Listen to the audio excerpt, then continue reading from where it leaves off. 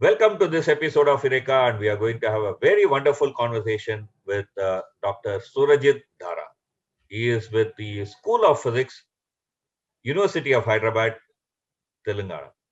This is a Shanti Sarup Bhatnagar Award special, and he was awarded this coveted prize in 2020 for his work on liquid crystals and its radical applications. Sir, first of all, please accept our congratulations and our wishes for being you being awarded this nation's coveted scientific award, Shanti Sarup Bhatnagar Award for the year 2020. Uh, Let me start reading you a citation that will give us an idea of the range of areas in which you are working. The committee which looked at giving this award had actually said that you had carried out innovative research on liquid crystals, colloids, investigated phenomena like directed assembly of colloids with turnable interactions, active colloids in liquid crystal, whispering gallery modes in liquid crystal, sensitive detectors of phase transition, discontinuous anchoring transition, and liquid crystal drop based tunnelable microsensors and microlasers. Your area work also includes areas like rheology of complex fluids and unconventional liquid crystals. Somewhere, some terms seem to be familiar to us. Some terms are a bit, what I would say, that goes above our head. So perhaps maybe we should start by looking at some of these words and then understand what it is and then what you are working. I mean, maybe perhaps we'll go in that fashion. Uh, so let me start with my first question. That's about liquid crystals. So when we say crystal, generally we have two kinds of meaning that comes to our mind. One is in our everyday life. For example, we talk about sugar crystal or a salt crystal or crystals of that kind. That is one. Second, crystal is also a word used in electronics, where transistor diodes are sometimes called as crystal, right? So when you say liquid crystal, what do you exactly mean? I mean, after all, if you understand our basic school physics, it's only in solid object can have a perfect. Let's say atoms can have a perfect place, and then it can be in a particular structure. That's how the crystal comes. Whereas liquids, the atoms are vibrating, maybe moving here and there, not as much as gases, but moving here and there. So structures between atoms are not that easy. So can you explain to us what is this liquid crystal in some simple way, please? Yeah. So apparently, it looks that the term liquid crystal is confusing. Yeah. But I would say that it is actually self-explanatory because see, our general notion about crystal is that generally they are solids. For example, I show you one simple example of a solid crystal. This is a calcite crystal. You can see in my hand. Yeah. Now this is solid. Now in solid crystals, the atoms have periodic arrangements, right? Now when I say liquid crystals, it is self-explanatory in the sense that it has some properties like a liquid, conventional liquid, but on the other hand, it also has some properties like solid crystals. Okay. So let me show you some liquid crystals which is used in our daily life. I am sure all of us in daily life we use liquid crystals because these liquid crystals are used in liquid crystal displays. So basically, you can see this is a liquid, turbid liquid, right? So in this state, unlike your solid crystals where the atoms have a periodic arrangements, in this liquid crystalline state, they do not have a periodic arrangements of atoms. Whereas they are mostly anisotropic molecules, meaning the molecular length is much longer than the diameter, effective diameter. Therefore, they tend to align, okay, on an average in a parallel manner. Okay? So they get some sort of into some sort of order.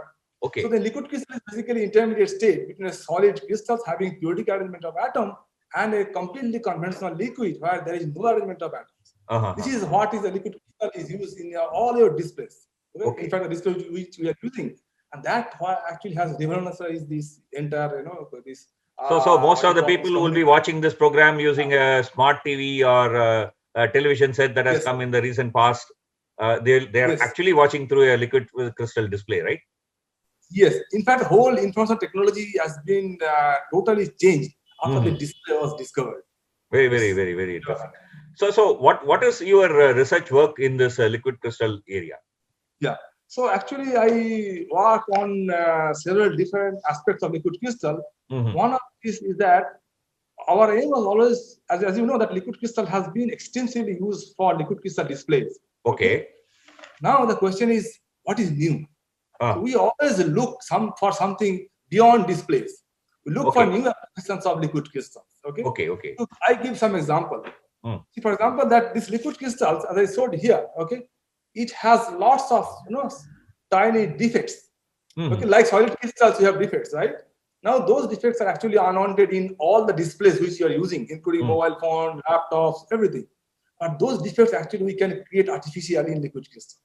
And those defects we use to bind some very tiny foreign particles. For example, this is an example of a particle, but of course this is much big. This is around 20 millimeter diameter, but we use 100,000 times smaller silica particle of spherical size in liquid crystal and induce defects and stitch several such balls, in a crystalline form. So in the liquid crystal, we use liquid crystal as a template and use very tiny balls, silica balls, which we cannot even see in your bare eyes, and arrange them, stitch them using the defects of liquid crystal. So we exploit the defects in the liquid crystal to make two-dimensional assemblies of such small particles that basically to make a crystal of small. This size is around 10 micrometer. And therefore that kind of crystals are very, very useful and promising to control light the way semiconductor controls the electricity in the medium.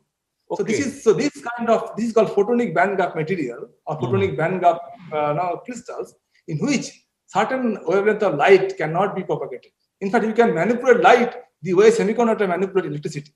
But in this case, these particles, like in semiconductor, is made of atoms or molecules which are very, very small. But in this case, since I am going to manipulate light, I have a bigger object whose size is comparable to the wavelength of light.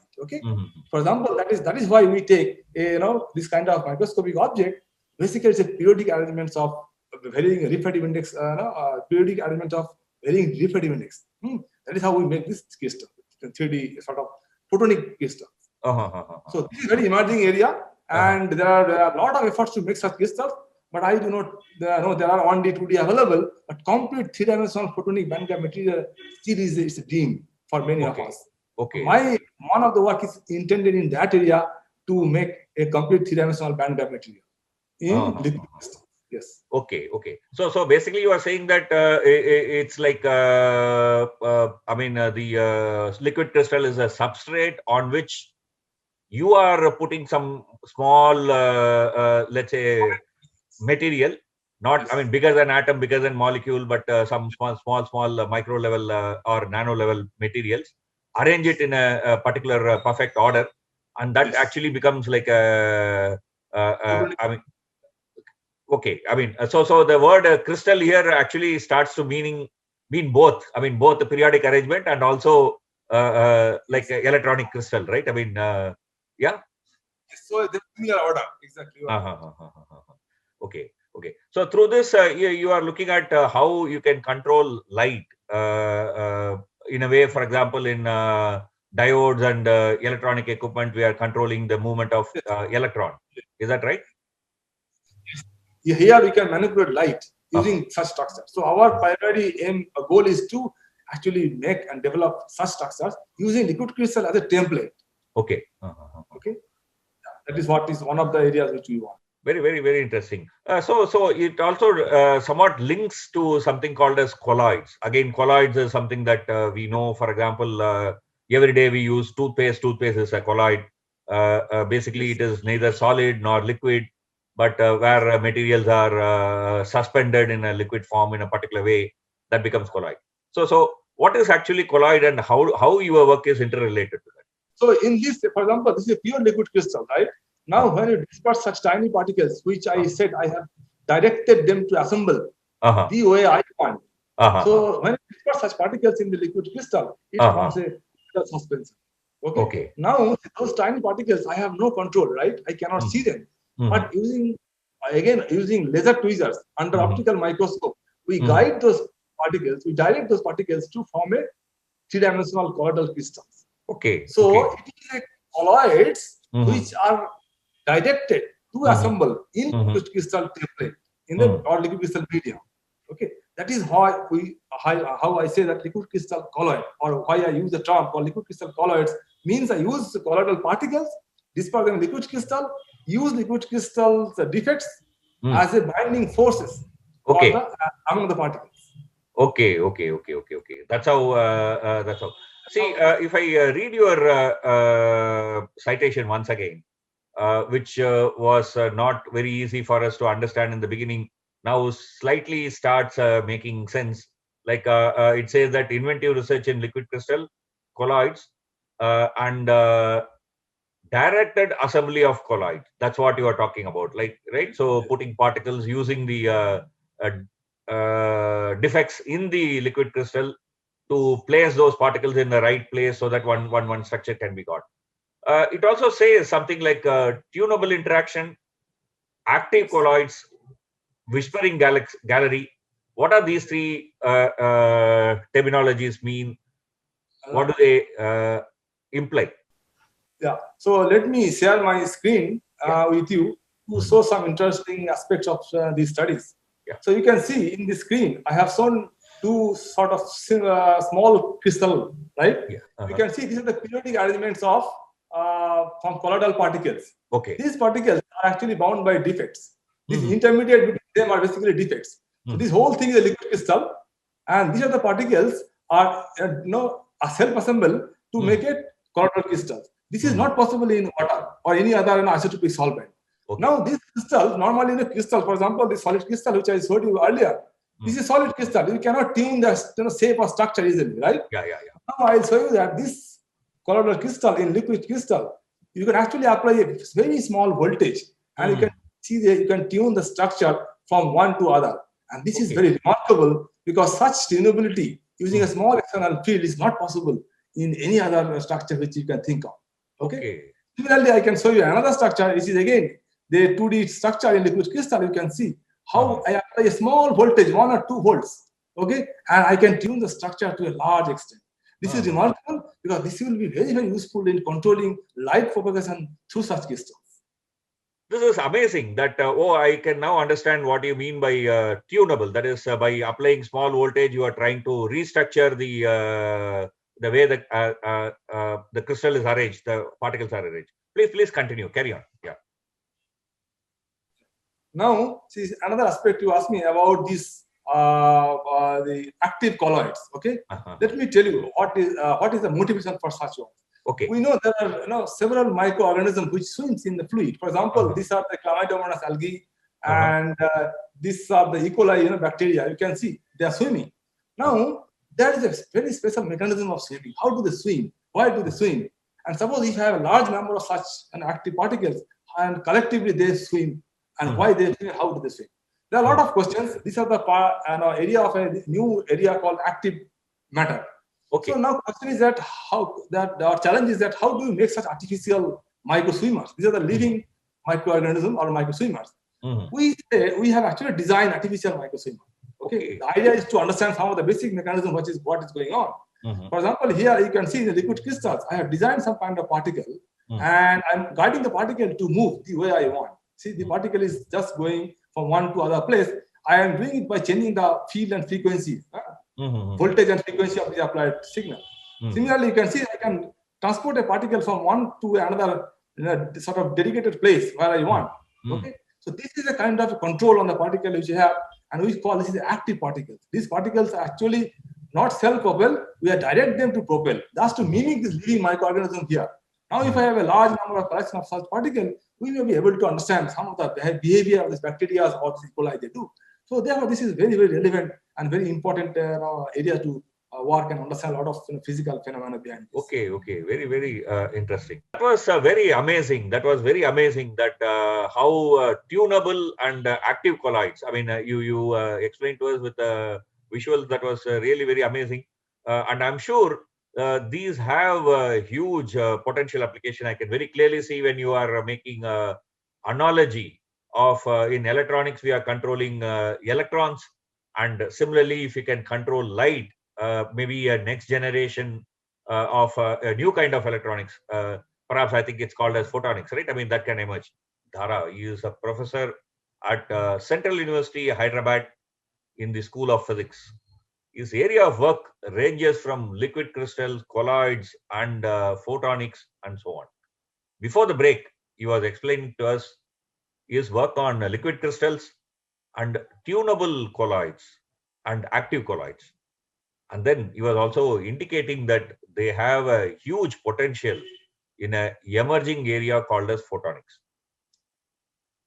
It's with controlling electron, we developed a technology called electronics.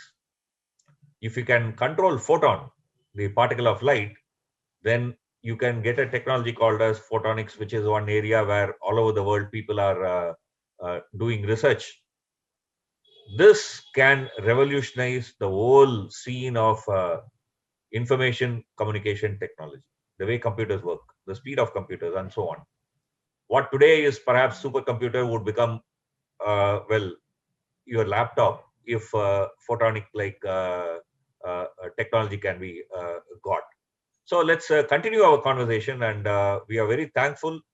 And once again, we congratulate Dr. Surajit Dhara for his Shanti Sarup Bhatnagar Award. And let's continue this conversation. Sir, before the break, you were explaining to us about tunable colloids and active colloids. And very clearly, I can see that there is a connection to photonics. So can you explain, first of all, what is photonics in a simple way?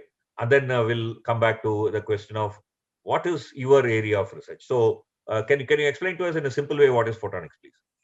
See, actually, for example, in electronics, right? So we know that you use semiconductor material for several devices. Now the question is, can we do same thing using light? Okay. It's basically analogous thing what we do or see in case of semiconductor, similar thing in case of in the light. So you use, and now the light can propagate much faster than this current, right? Or the electrons. Therefore, we can actually do wonder with these photonics. Okay, and the bandwidth of the work and the speed of the work, so everything is become multiple times and much higher than this what we can do or realize with this electronics. So therefore, photonics is basically a sort of area where we use light to do a lot of things similar what we do in case of electronics. Okay, so but I have one small question here. See, when we take an electron, okay, one electron has a electron volt charge. Yes. That's it. I mean, one electron you cannot distinguish between another electron. They are all same. There is no difference between one electron and another electron. But when I talk about light, for example, the photon can be having a energy, therefore it is a red color light, or the photon can have certain energy so that it is a blue color light. The photon can come with multiple energy levels, which is very different from electron. So how does this impact, for example, the photonics in a broad way? See, this gives compared to the electron. This in case of photon, you get extra degrees of freedom. So that is not, for example, in case of in light, you have not only this wavelength, defined wavelength or defined energies of this photon you can use. You can also have defined kind of polarization of light. Yeah. So right. So there are many degrees of freedom which we can get here, which you don't get easily in case of electrons. So there are also things are much sort of better here. But of course, it is very challenging. But that is where we are. You use a technical word, degrees of freedom. So if I have to use a very simple analogy, suppose if I'm walking, I can only go forward, go backwards, left or right. But if I'm flying, I can also go up or down. I mean, I have new areas to move. So that's what you mean by degrees of freedom, right? So it means that if I want to go from one place to another place, then I get multiple paths. But if I have to go only on a two-dimensional surface, I get only so many number of paths. My paths increase in huge numbers. That's what you are meaning, right? Yeah. Yeah. That's very interesting. That how moving from electron to photon then also shows that with these degrees of freedom that you are describing, both in terms of polarization and wavelengths or energy, whichever way we want to look at that, you have multiple degrees of freedom, which makes it a huge potential, right? Yes, right. Yeah. So can you explain what is it you are working on it? I mean, it's an area where world over front. It's actually a very frontier area of work, right? I mean, so what are you working on it? Yeah. Okay. So it's an interesting question. Let me tell you. We all know about lasers, right? Yeah. We use lasers in our daily life and in many areas. So I mean, I cannot. I mean, it will be a too big list to tell you about the applications of lasers. Every part. I mean, in our daily life, we use lasers. Now the question is, these all lasers are big lasers, right? So can you use a tiny laser, smallest laser? What is the size? For example, 10 micrometer means 100,000 times smaller than a meter. Okay, and the lasers will be tunable, meaning you can change the wavelength of the emission. So can you do such things? So now I will briefly explain you what is micro lasers and based on liquid crystal. So here I show you a simple image of a liquid crystal micro droplets. You can see it like a ring. This is a liquid crystal micro droplet whose diameter is 10 micrometer. It is 100,000 times smaller than a meter. Now, this is a liquid crystal micro droplets and which is doped with some kind of dye molecules. And you can see when you excite with laser, it gives a kind of lasing action, right? So this is a micro lasers based on liquid crystal dispersed in some sort of polymer. Now, our idea is that we study various properties of these micro lasers. And for example, what is the application of such micro lasers? See, now we know about this electronics chip, right? And now, can we make a photonic chip? Okay. Photonic chip. So, in the sense, like you use diode, transistor, all kinds of elements in a electronic chip. But now, suppose if I make a photonic chip, which is a soft photonic chip, which can be integrated or embedded in your body, right, for some purpose. So, for then, you need sort of light source. You need a light guiding, light circuit. All these things, you need a filter, right? You need a detector. So all these things should be a photonic, but it should be a soft, so that can be embedded to your body for some purpose, doing some job. Okay. So now our experiment on liquid crystal microdroplet is towards that. We make a tiny micro lasers of 10 micrometer diameter, okay, which is 100,000 times smaller than a meter, and such microdroplets actually are very useful. Now we are trying to embed them in a living cell. For example, I have a biological cell, which is very tiny. Now I want to illuminate part of the cell and detect some activity of the cell through this laser. So we are trying to inject such tiny lasers in living cells and trying to detect some biological processes which are going on through the lasing action of this. This is one of the sort of coming areas which we are working on. And in fact, presently we have achieved such kind of tiny micro lasers. And now our next step, we are trying to inject them in living cells and see the response of the lasers under in a living situation. That is very, very emerging, because if you are able to make and such things, so we should be able to make a soft photonic chip, okay, which requires lasers. And then you need and such lasers, tiny lasers, will be very, very useful for controlling light, manipulating light, even in our body. Okay, that's tiny chip which is soft. So, and also it doesn't take much space because it's very small, and that can be embedded in your body and detect some kind of or some sort of biological action it can detect or sense. That is what one of the sort of ideas for this developing such tiny micro lasers.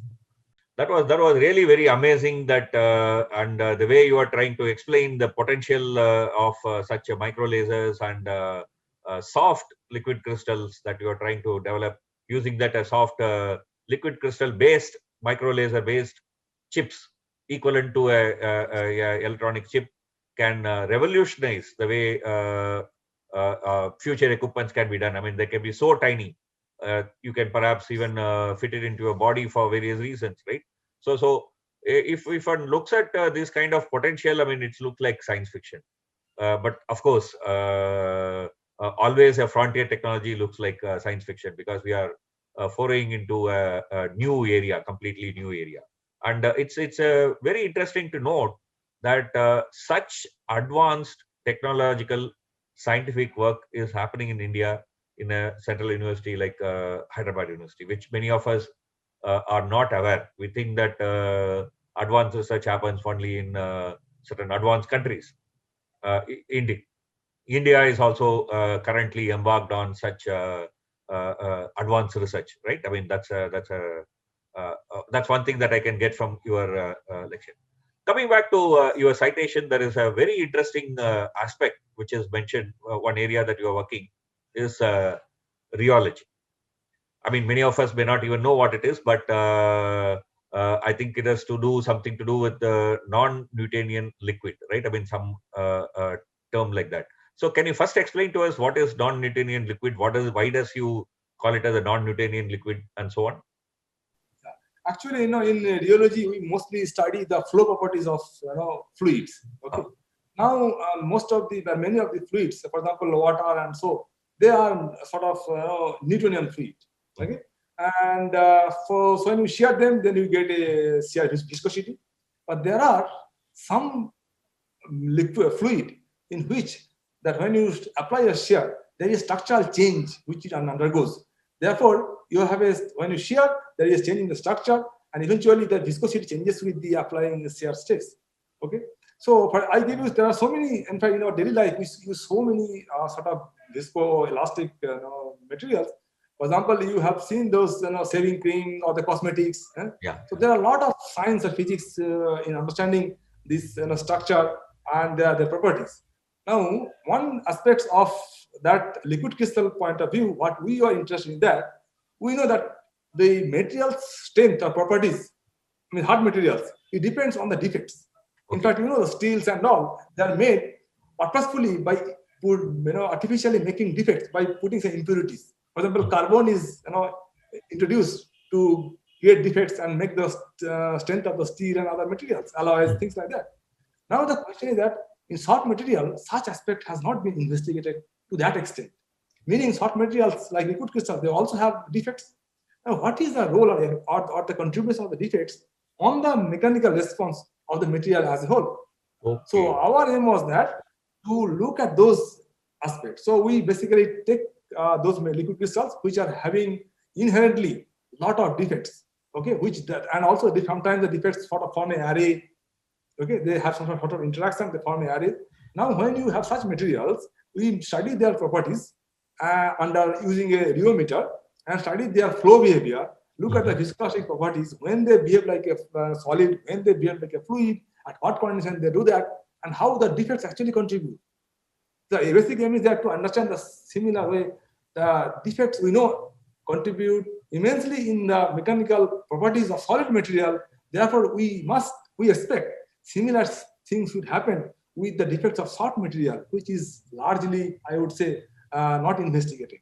So we look at that aspect, and we have actually sort of explored several aspects of this liquid crystal, that how defects contributes. And also these defects are actually is a very broad connection, because the defects these defects in the universe, when the universe was created, also the defects were created. And these defects, what you see in the universe, in the early stage of the universe, the defects which you see in crystal, the defects you see in liquid crystal, all have sort of universal character. Okay. And so some of the aspects of those defects which happen in the early stage of the universe, which we could not see, right?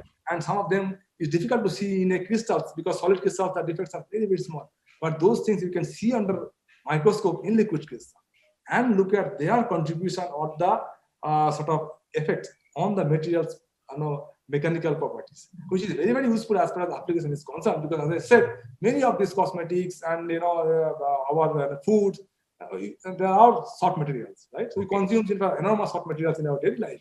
So it is very important to understand their physical properties and the defects are now present in there. That is one of the areas which actually I want.